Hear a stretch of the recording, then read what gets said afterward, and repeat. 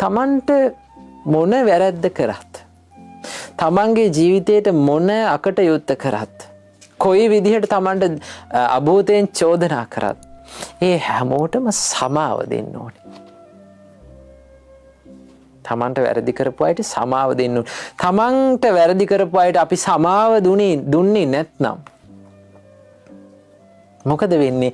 පීඩාවෙන් ඉන්නේ අපිමයි.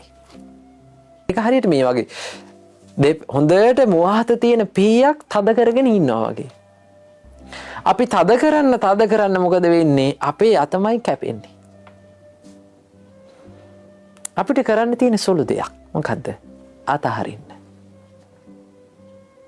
අතහැරලා දැම්මොත් ඒ පිහියෙන් තවදුරටත් කැපෙන්නේ නැහැ.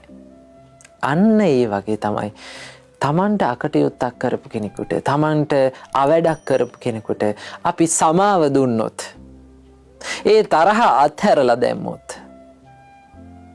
තරහ හිතෙන් අතහැරියොත්, මෛත්‍රී හිතේ පුරුදු කරගත්තොත් සතුටෙන් කාලය ගෙවන්න පුළුවන් වෙන්නේ, සැනසීමෙන් කාලය ගෙවන්න පුළුවන් වෙන්නේ අපිටමයි.